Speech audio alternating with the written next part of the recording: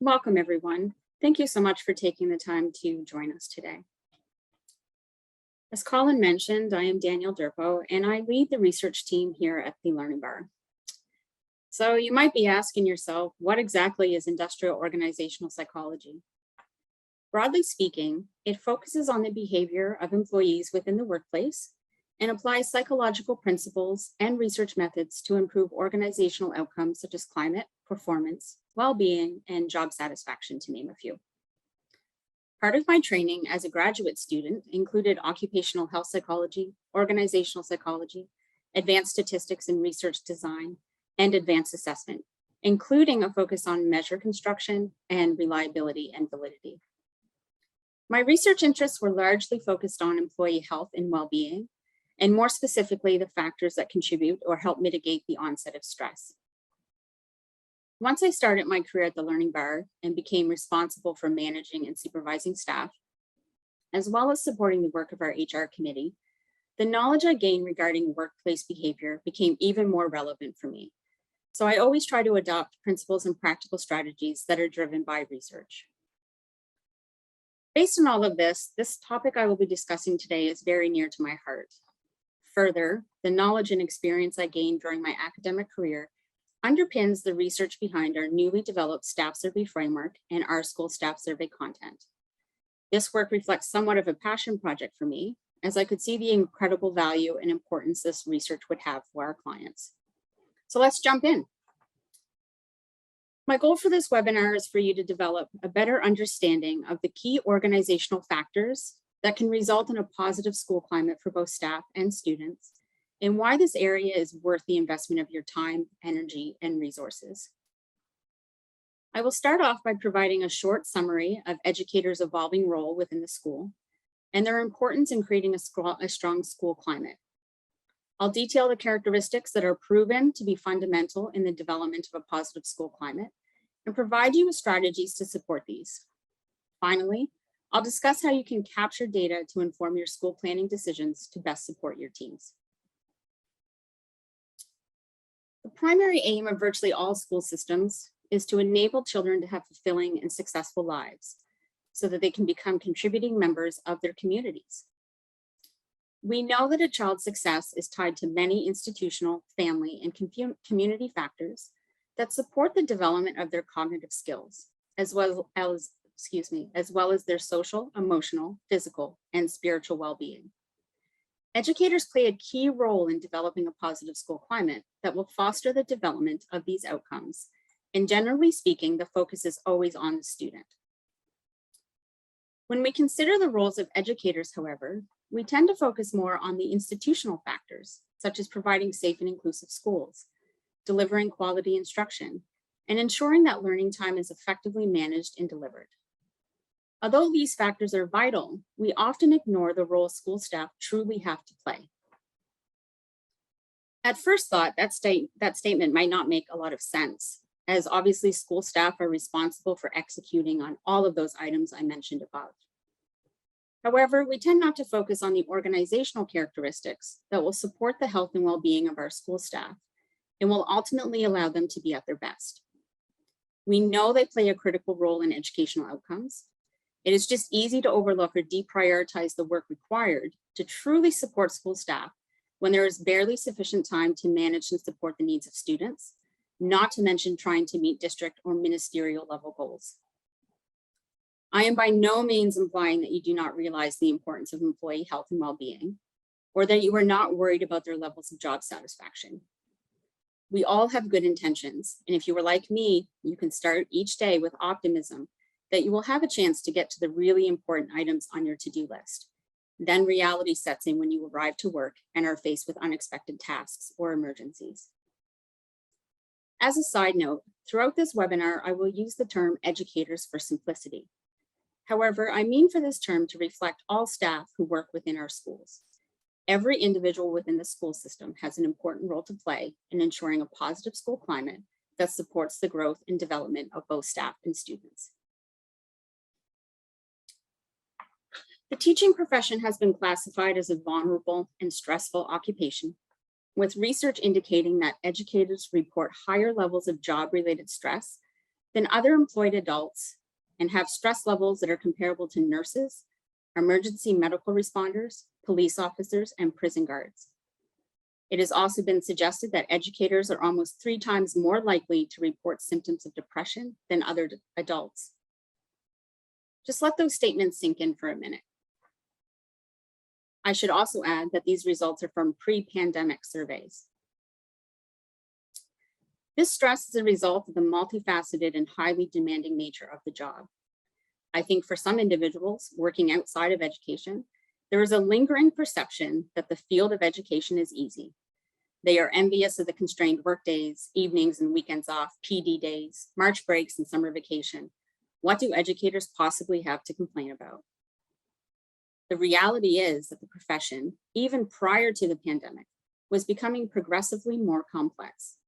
And educators are faced with increasing demands and expectations that are often changing, and they are expected to accomplish more with less time and resources. Educators routinely participate in duties and activities outside of classroom instruction that draw upon their time and resources. Educators are also often the only constant support system that some students have, and they therefore become more than just an individual who teaches them, but someone who is responsible for their physical and mental well-being as well. I know I'm preaching to the choir here, but not surprisingly, this intensification of the profession is having negative effects on staff and ultimately students. I would be remiss if I did not briefly touch on the impact of the COVID-19 pandemic. I do want to stress, however, that the challenges facing educators were present prior to the pandemic, and COVID-19 served to exacerbate existing issues while also creating new ones. So when we are investigating the root causes of staff-related issues, we need to take into consideration both pre- and post-pandemic working conditions. It is also important to recognize that despite all of these challenges, educators continue to show up for our children, and the success of their students remains their top priority. Last year, I attended an occupational health psychology summer institute focused on a post-pandemic workplace. The Canada Research Chair in Occupational Health Psychology said that we needed to make sure that we didn't waste the crisis. And while that seems incredibly strange to consider, it is meant to convey that we should embrace the positive changes that came out of the pandemic. This is particularly important as employees are reassessing their values in alignment with their occupation or organizations, and are being more selective about where and how they choose to work. Leaders need to be open to change, challenging the status quo, and looking for opportunities to involve employees, get input, and follow up. I know we are all aware of the challenges that stem from the pandemic, so I will only touch on them briefly. But educators were on the front lines. Ensuring that students return to the classroom was a key focus. But fundamentally, many aspects of each role changed. Online learning blurred the lines between school and home life, as many educators were required to connect with students from their homes and have greater availability of both students and caregivers. It was also harder for educators to disconnect at the end of the school day, and many were also dealing with the challenges of managing their own children who were also engaged in remote learning. At the start of the pandemic, educators were classified as heroes in many respects, as they met these challenges head on.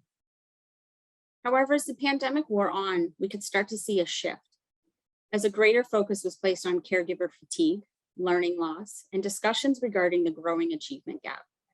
How could students ever catch up? Were educators doing enough?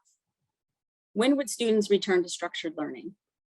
And as students started to return to classrooms, educators were faced with reintroducing routines and classroom management strategies, trying to reestablish high expectations and dealing with unprecedented behavior and social and emotional issues.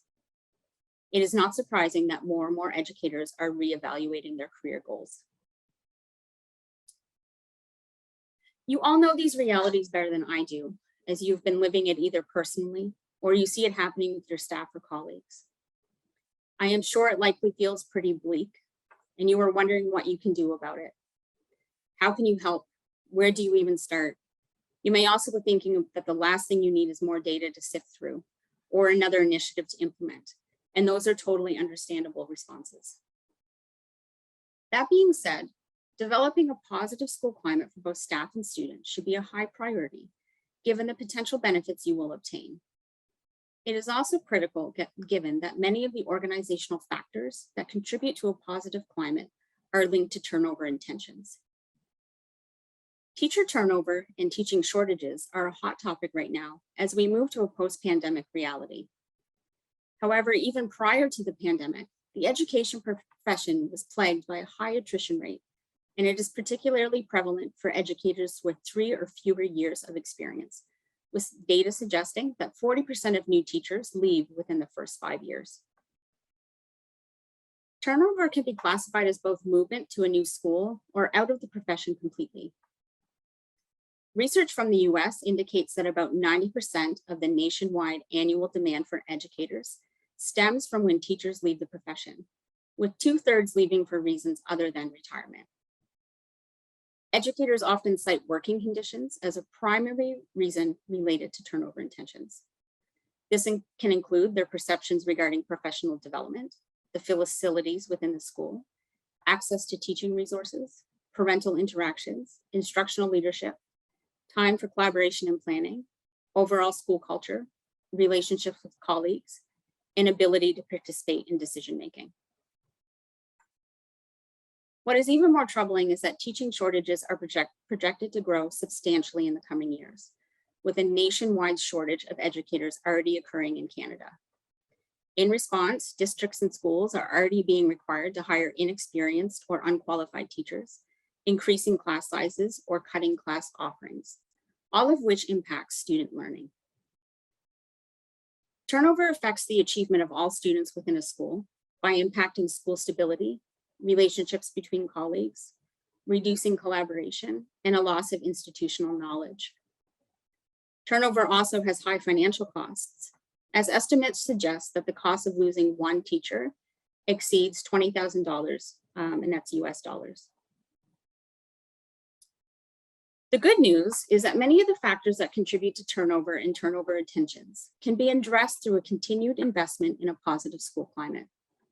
This investment can also help mitigate or offset the impacts of stress and burnout, and result in the development of policies and procedures designed to truly support those working within your school or district. It can also help you design targeted initiatives or interventions that will address the key issues you may be experiencing within your school. School climate is a broad term that captures not only the physical aspects of the school, so things like the infrastructure and resources you have access to, but also the social interactions and emotional experiences within your school environment. This can include things like perceptions of safety, quality of teaching, health and well-being of staff and students, organizational effectiveness, so how efficiently and effectively does the school run, and relationships between staff, students, and caregivers. Providing a positive school climate is the basis of a school's effectiveness, as it impacts so many facets of a child's growth and learning. You may be thinking, yes, I am well aware that I need to develop a positive school climate, but how exactly do I do it? I will briefly discuss several key organizational characteristics that, when addressed appropriately, will contribute to the development of a positive school climate. These factors are rigorously supported by the scientific literature and have been thoroughly tested across a variety of occupations, including education. I will only be able to touch on each of these indicators briefly. We could honestly do a separate webinar for each topic, so please reach out after the webinar if you wish to discuss further. Also, you may already be doing many of these things within your districts or schools. So if nothing else, this should reinforce why you are investing in these practices. So the first up is job control. So job control is the ability to influence what happens with one's work environment. It can include having some degree of authority over decisions that have a direct impact on you, as well as having the freedom to schedule your work and decide how you want to complete it. Within an educational context, this can include participation in the development of curriculum, informing teaching and assessment practices, helping to select PD opportunities, and contributing to decisions that concern the functioning of the school. Having positive perceptions regarding the degree of control you have over your job is positively linked to job satisfaction, feeling committed to your organization, job performance, lower levels of stress, and reduced absenteeism and turnover. You may be thinking that there are limited opportunities for staff to have control over their work, given the relatively structured nature of the school day. However, look for opportunities, no matter how small they may seem, perhaps even allowing staff to sign up for supervision duties instead of telling them when they have to take on a supervision role. And you will start to see the positive effects of these changes. Related to job control is the concept of role ambiguity. So role ambiguity is a form of conflict that can occur when employees have unclear expectations about their role or assigned tasks. It can also occur when an employee receives different expectations from multiple individuals, or when they are asked to perform 2 or more conflicting tasks. We should always strive to ensure that every staff member is clear about the expectations and responsibilities for their roles. When assigning staff new tasks or appointing them to new committees or initiatives, it should also be very clear who is responsible for each aspect of the task and who has decision-making authority. Not surprising, having unclear expectations is associated with poor job satisfaction and the onset of stress. Next up is collaboration. Collaboration occurs when individuals work together to achieve a common goal, resulting in a better outcome than what could be accomplished if everyone was working independently. A key component of collaboration is feeling as though you can participate in decisions that directly impact you. When we are able to participate in decision-making, we are more likely to feel like our voices were heard and taken into consideration. It can make the difference between feeling supported and understood to having no awareness and feelings of little to no control. It is also important that we follow up with staff in a timely manner to confirm what decision was made and how the decision-making process unfolded. An environment that supports collaboration and participation is positively linked to teacher motivation, well-being, job satisfaction, productivity, and commitment, and it can also improve student learning. Closely related to collaboration and participation is communication. Communication consists of the relay of information in a timely manner and encompasses both formal and informal exchanges. Communication should be clear and direct to avoid misinformation or miscommunications. We should never assume understanding. One of the mottos we have within the research team here at TLB is to assume nothing. And it helps give us a reality check when drafting communications or resources or responding to client questions. Taking the time to review and evaluate our communications from multiple perspectives helps provide clarity and will better facilitate understanding, especially for topics that are more complex. When done correctly, effective communication can contribute to mutual understanding, the development of trust, and positive interpersonal relationships. It is also positively linked to an enhanced sense of participation, responsibility, and integration with the organization, and contributes to feelings of psychological empowerment, job performance, and organizational commitment. Quite often, we feel we are doing the best we can when it comes to communicating changes or decisions, especially when we are facing external timelines or pressures. We can also feel like we have little control over the timing of when communications are released. But whenever possible, ensuring that staff are informed about changes prior to other stakeholders like parents or the broader community will go a long way in building trust with school leaders.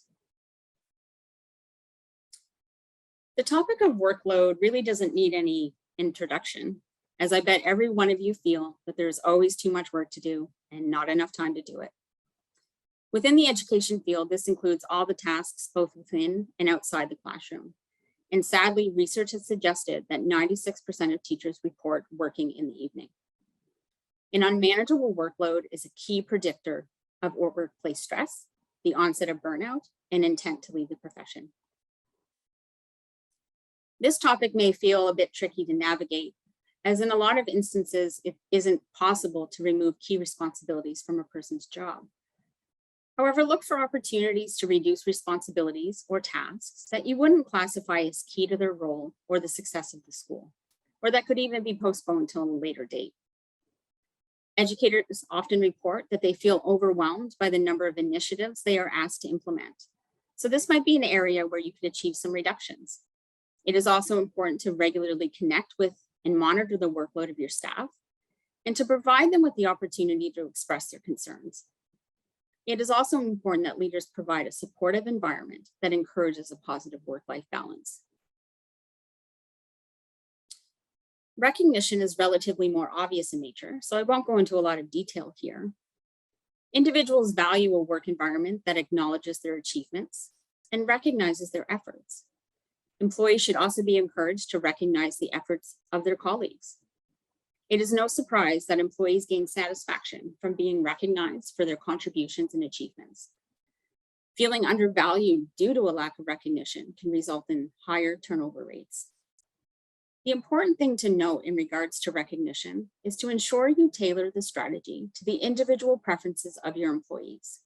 So not all employees want to be recognized publicly or will want to receive frequent recognition for tasks they may view part as their standard role. So it's important that you respond to the cues employees give you when you recognize their accomplishments. The last one in this section is ensuring a safe, inclusive environment is multifaceted. So a primary responsibility of educators is to keep students physically, cognitively, and emotionally safe. Resources initiatives are generally focused on bullying prevention and how to ensure a safe and inclusive environment for students. However, educators are often overlooked as potential victims of bullying. A relatively new body of research suggests that violence and bullying directed at educators is a growing area of concern. In a recent survey, 4 out of every 10 educators said that at least one teacher in their district has been physically assaulted or attacked by a student in the previous year. 10% of educators also reported they were personally assaulted or attacked by a student. School leaders need to double down on effective policies and procedures that are consistently enforced, so a critical component of an effective strategy, to ensure the safety of both students and staff. Staff also need to feel that when they are victims of bullying or violence, that they are supported by their colleagues and school leaders. This can be as simple as school leaders taking over communication with caregivers who engage in problematic behavior. Before I shift gears, so just a reminder that we will have a question and answer period at the end of the webinar if you have any burning questions you want to ask. So now I would like to focus on the positive outcomes of prioritizing the organizational characteristics we just discussed. It is not all doom and gloom, and it is important to understand the positive implications of investing in a positive school climate. First, we know there is a direct connection between school staff and student outcomes.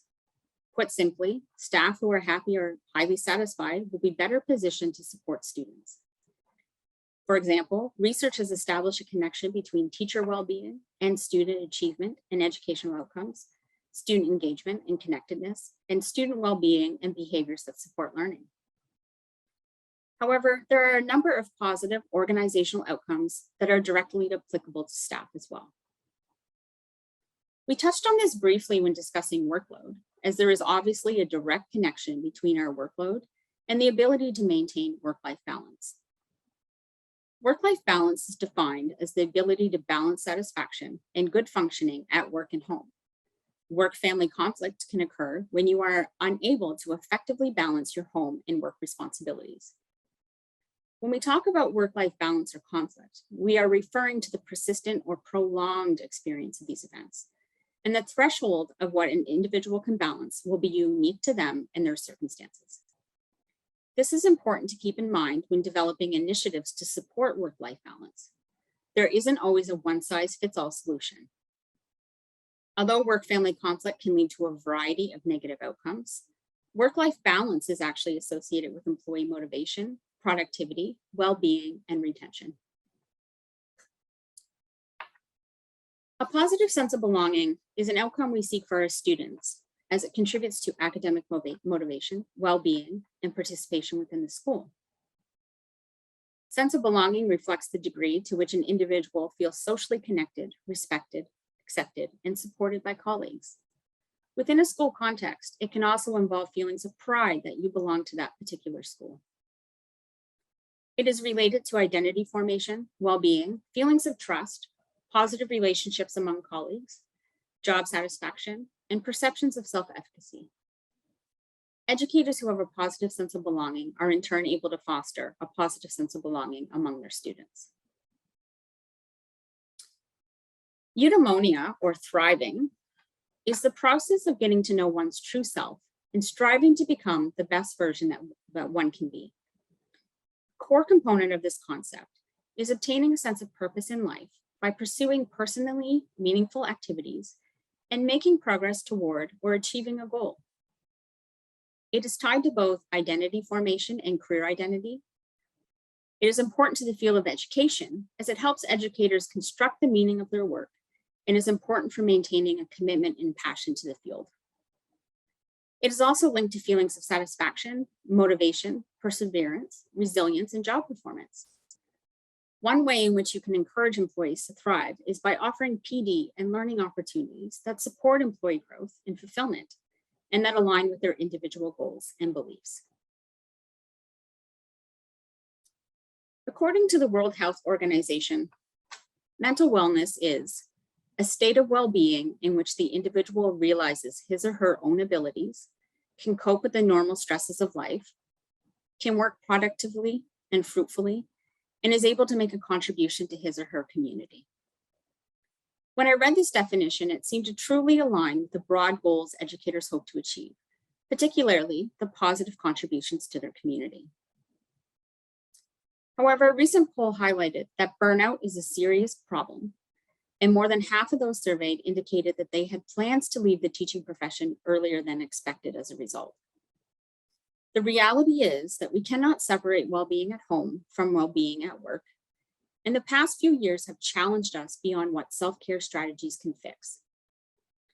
Educator well-being should not be viewed as an event, however well-meaning, but rather an active and continuous process with dedicated time and resources devoted to well-being initiatives.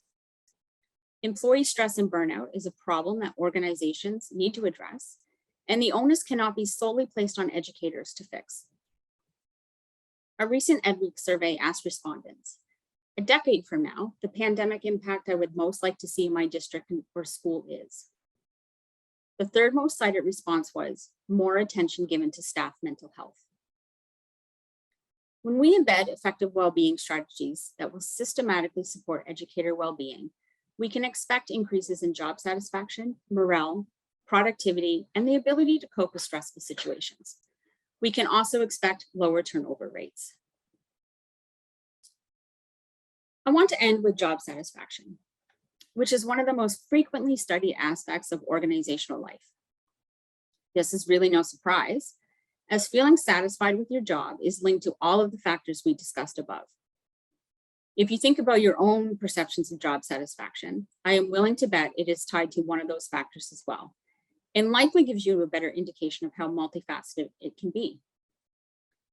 Job satisfaction is the extent to which employees enjoy the components of their job and reflects a positive reaction to the workplace. Job satisfaction is associated with job performance, motivation, health and well-being, commitment and retention, and student achievement. It is also negatively related to absenteeism, stress, and psychological distress. Well, we made it. We discussed many of the key organizational factors that will support the development of a positive school climate. It should be clear that school leaders must make a positive school climate a priority, as enthusiastic and engaged teachers are critical to the success of their students. However, everyone within the school must also share the responsibility for the development and maintenance of a positive environment, and the execution of a shared vision will require trust between school leaders and employees. It should also go without saying that leaders need effective training and support to execute on these initiatives. Leaders must also lead by example and model the behavior they wish to see from their staff. It is also important to remember that these organizational characteristics apply to our school leaders as well, and we need to ensure that they have the same level of support that is being put in place for staff. With everything that has been presented so far today, it is clear that now, more than ever, we need to understand the unique challenges facing educators. Educators are reevaluating their options and demanding that their individual needs are better understood and supported. Traditional professional learning or generic support programs are not effectively addressing these long-term issues, and a more targeted approach is needed. In order to identify specific professional, emotional, and practical supports that are most beneficial for school leaders must have the right data. Relying on observations of staff or limited communication will not provide you with a complete picture of school climate. Capturing staff perceptions using organizational characteristics known to have the largest impact on staff well-being, development, and job satisfaction will help districts understand where opportunities exist and make data-driven decisions to establish priorities and target investments in programs. In 2020, the Learning Bar responded to recurrent requests from school districts to extend the Our School Climate Survey to get a complete picture of key topics impacting staff well-being and development. We launched the Our School Staff Survey in the fall of 2021 as a result. The survey is designed around the staff survey framework, which focuses on 13 core indicators, some of which I have highlighted in this webinar. These indicators are supported by extensive research as they reflect key metrics related to positive organizational climate and staff satisfaction and well-being. They can all be measured reliably at the individual staff member level and aggregated to the school, division, or provincial levels for the purpose of goal setting and improvement planning. The detailed data reported by the survey provides school leaders with relevant and actionable data. What we are ultimately doing is providing school leaders with a solution that removes the guesswork out of school planning. The survey provides school leaders with the data they need to inform positive organizational change, which will serve to improve staff and student health and well-being and drive academic achievement for students. Understanding staff perceptions and acting on the collective voice of your school community is an ongoing process. When measured year over year, school leaders can evaluate the effectiveness of programs that have been put into place.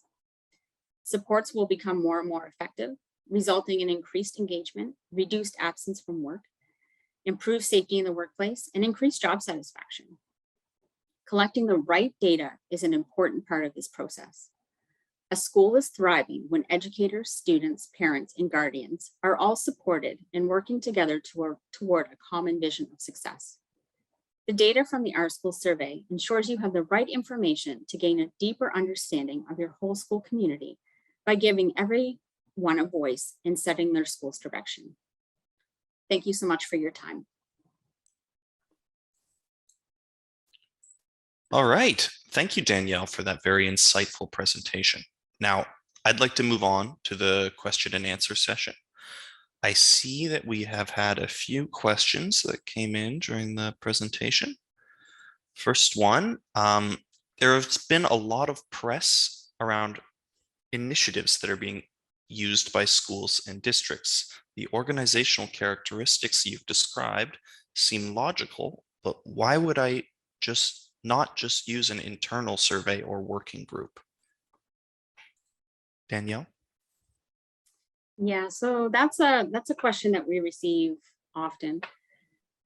Put simply, developing kind of reliable and valid questions may seem like an easy task that anyone could take on, but it requires training, experience, and expertise to ensure that the data you receive can be trusted. So here at TLB, we undertake a rigorous and scientifically supported process when we design new survey content. So it all starts with a comprehensive literature review. We consult subject matter experts on the topic of interest. We do pilot projects to collect data, and then we do extensive statistical testing. The use of statistically validated measures that consist of multiple items also ensures that you obtain data that better reflects the multifaceted nature of constructs, like well-being, for example. So it's better to have multiple items on one topic than just one or two items, which tends to be what happens when we construct surveys on our own. Our primary goal is to ensure that our measures are reliable and valid, and that are within the ability of a school or district to influence as well. And they're also constructed with reporting in mind to make sure that the data is useful for the end user.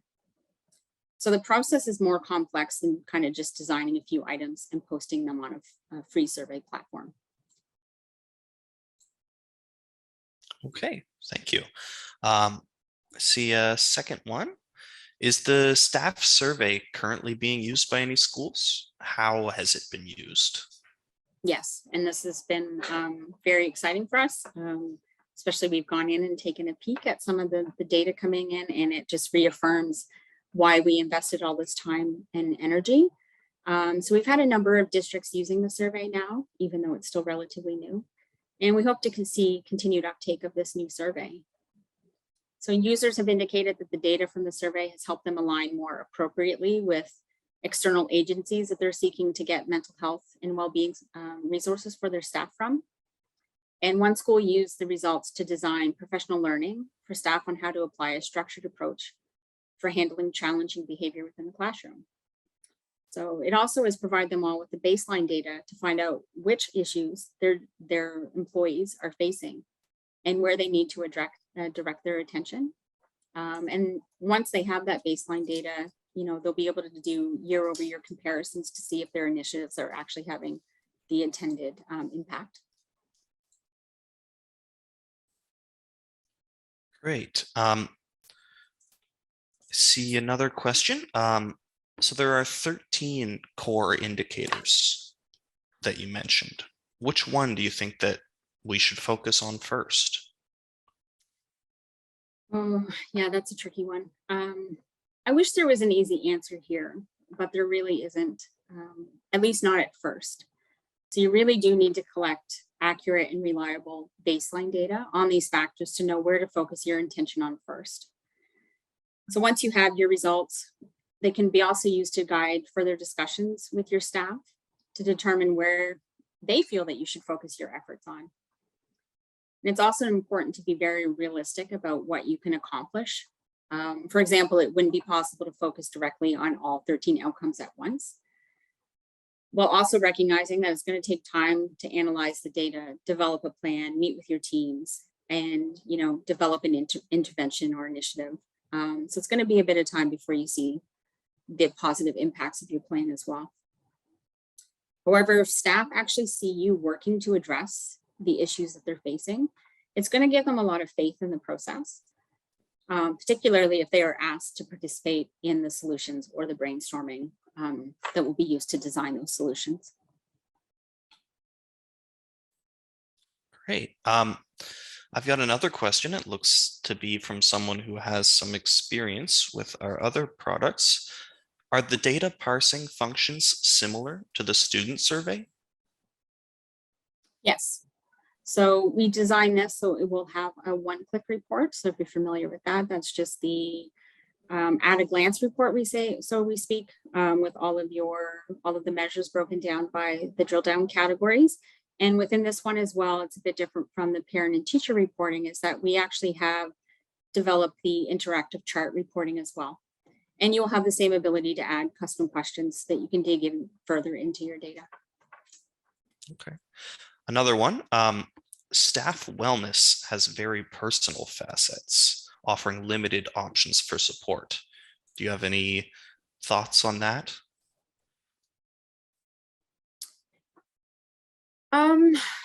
Not quite sure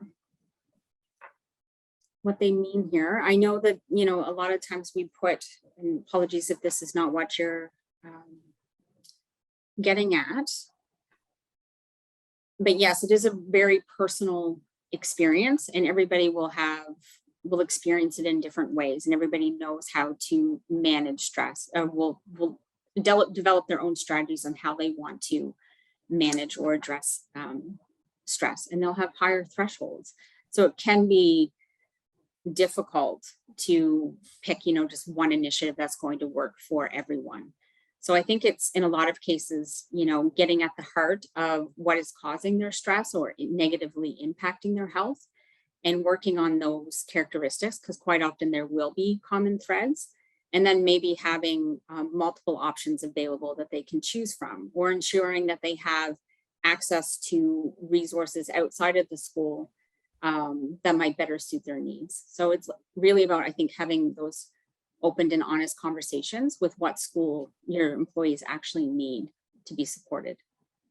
Absolutely. And if that didn't answer your question, please feel free to elaborate in the chat and we'll try to answer that again.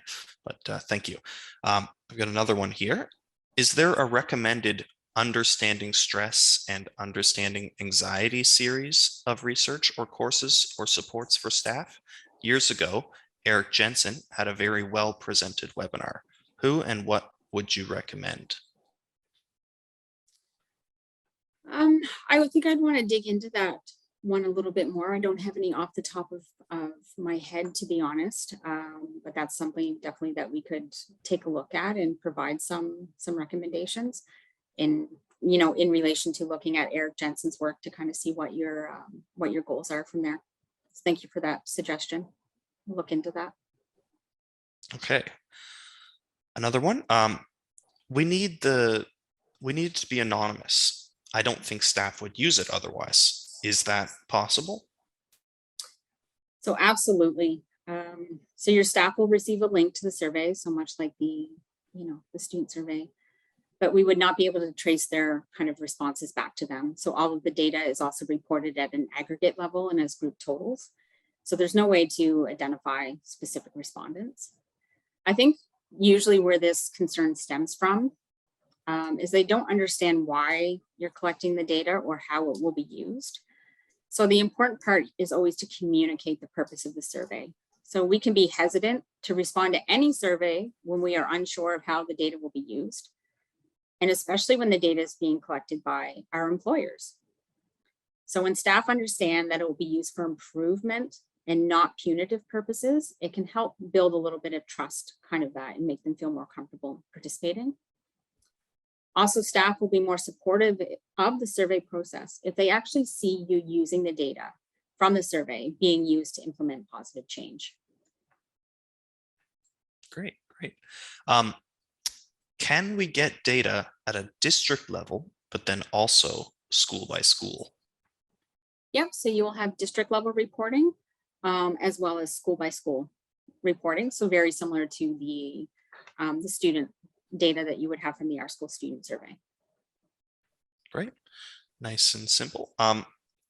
Another one, can we set up the survey for all employees groups, such as caretakers or EAs? Yeah, so it's designed for all educators working within the school system. So there is a demographic variable on there to distinguish from some categories. I'm not going to try to remember off the top of my head, but we had those validated to ensure they kind of align with the broad groupings within schools and would also protect anonymity, of course. So we didn't want them to be so, the categories to be so constrained that you'd be able to identify, participants who are responding based on using the drill down functionality. Great. We already surveyed teachers. What would be different with the staff survey? So this is a great question. So we do have a teacher survey, and it was designed obviously for those working within classrooms, and it's kind of focused more on the factors that we know directly support student learning. So things like teaching strategies and the learning culture, support from leadership.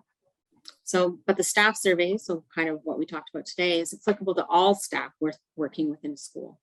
And it focuses more on those organizational characteristics that will contribute to a positive school climate and support employee health and well-being.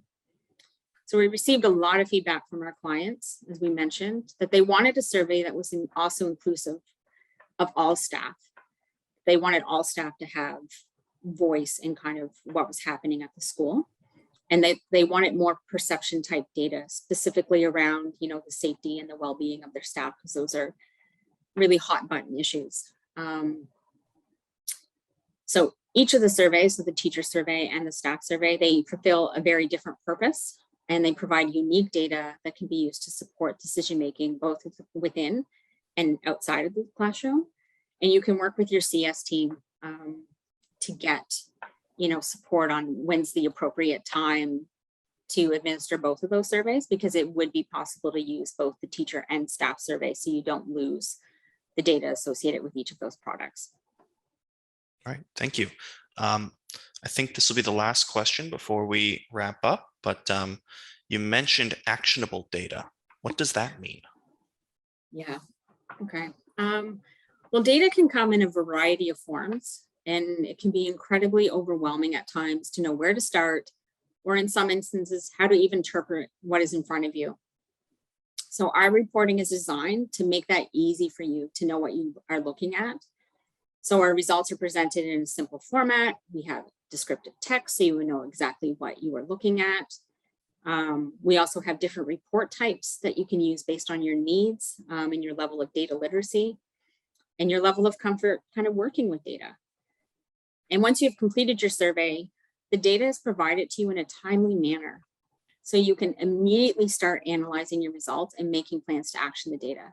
So I think that's the big aspect of it. So versus other surveys where it might be months or, in some instances, even a year before you see the data from the survey, this is your data for you to action on. So you also have the ability to add your own custom questions, like I mentioned, that can serve to provide data that is unique to your school environment. So you can use those questions, whether it's MCQ or an open-ended question, to dig even deeper into your data or what's happening at your specific school or district. And your results will always allow you to make a concrete action plan that includes improvement strategies. And we're here to support on that front as well. So we have, a highly trained research and engagement team, but a client success team as well, who can support you through every step of that process. Great. Thank you, Danielle. And with that last question done, I think we should wrap things up here. I'd like to thank everybody for taking the time out of their day to join us. I know you're all busy. I hope you found it as interesting as we have. If you had any questions that we didn't get a chance to get to, or that you didn't think of, or you think of afterwards, please feel free to email Danielle. Her email's on the screen. And once again, I'd like to remind you all that the webinar recording and slides will be sent tomorrow, along with more information about the staff survey, followed next week by the filled out question and answer document. Both of these emails will come from my colleague, Travis Bonnell. Thank you again, Danielle. I hope everyone has a wonderful rest of the day and a great weekend. Bye. Bye, everyone.